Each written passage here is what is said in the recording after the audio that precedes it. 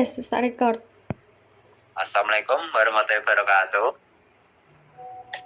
Waalaikumsalam warahmatullahi wabarakatuh. Kami di sini kelompok 4 akan mempresentasikan hasil dari kerja kelompok kami, yaitu Safeguard Teen, Ending the Silence, Transfer the Culture, yang beranggotakan saya sendiri, Dawam, Arda, Dea Ayu, dan Valesia. Lalu dilanjutkan dengan Mbak Ida.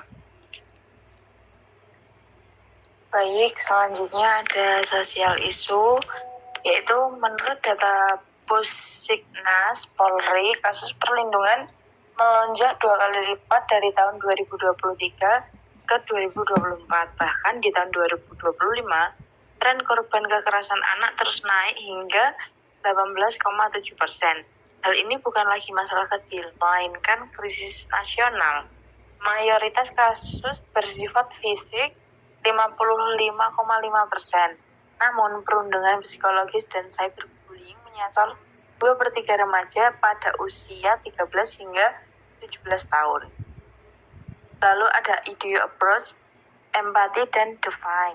Remaja berada pada fase psikologis yang tidak stabil dan egois, mencari jati diri. Mereka sering diam saat melihat bullying karena takut dikucilkan oleh kelompok yang populer atau berkuasa di sekolah.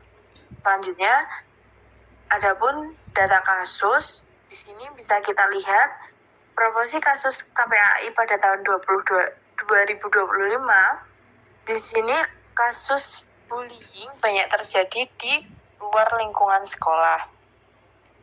Lalu, adapun tren perbandingan per tahun, yaitu pada tahun 2023, kasus perundungan terjadi pada 10.617 orang, dan di tahun 2024 naik sebesar 15%, yaitu 12.216 orang. Lalu, pada tahun 2025, kasus ini naik hingga 18%, yaitu 14.512 orang. Berdasarkan data KPAI, kasus bullying terjadi 15,7% di lingkungan sekolah dan 84,3% di lingkungan luar sekolah. Media sosial menjadi salah satu penyumbang angka bullying terjadi karena banyak remaja sekarang yang mengalami kasus bullying lewat media sosial.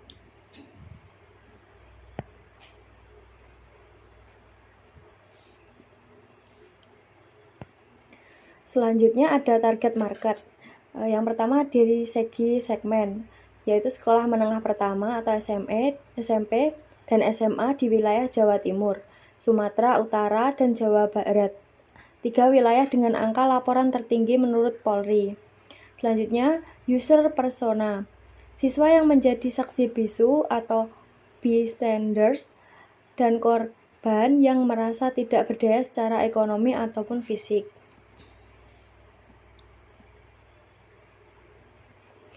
Selanjutnya, transformation impact. Kita menggunakan formula habit change, dan sistem plus insentif menjadi transformation.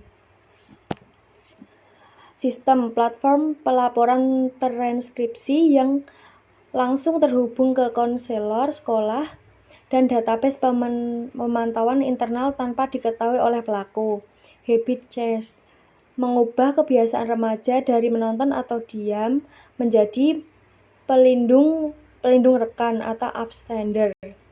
Insentif memberikan apresiasi berupa social leadership points bagi siswa yang aktif membangun iklim positif. Poin ini dapat menjadi nilai tambah dalam portofolio, mengembangkan diri, atau presentasi sekolah. Selanjutnya ada before versus after user transformation. Indikator ada budaya sekolah, respon kasus, mental siswa. Before, kondisi sekarang, di budaya sekolah, toxic masculinity dan dominasi kelompok. After, transformasi safeguard budaya sekolah, budaya empati dan perlindungan rekan. Respon kasus, before kondisi sekarang, lambat baru ditangani setelah fatal. After transformasi self-worth, deteksi dini dan intervensi instan.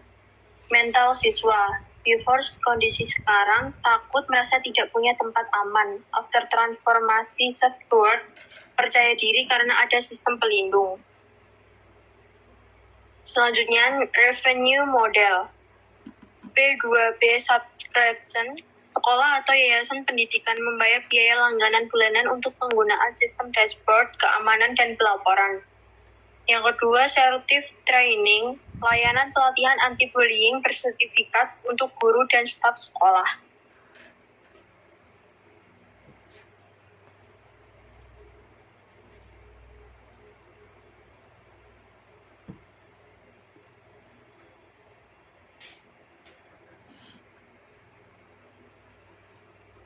Ya, selanjutnya ada cost struktur.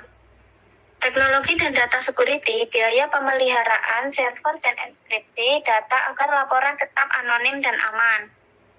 Professional service, gaji untuk psikolog, mitra yang melakukan verifikasi laporan berat.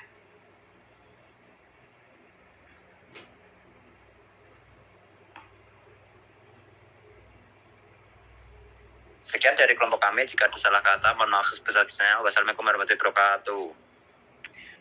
Waalaikumsalam warahmatullahi wabarakatuh.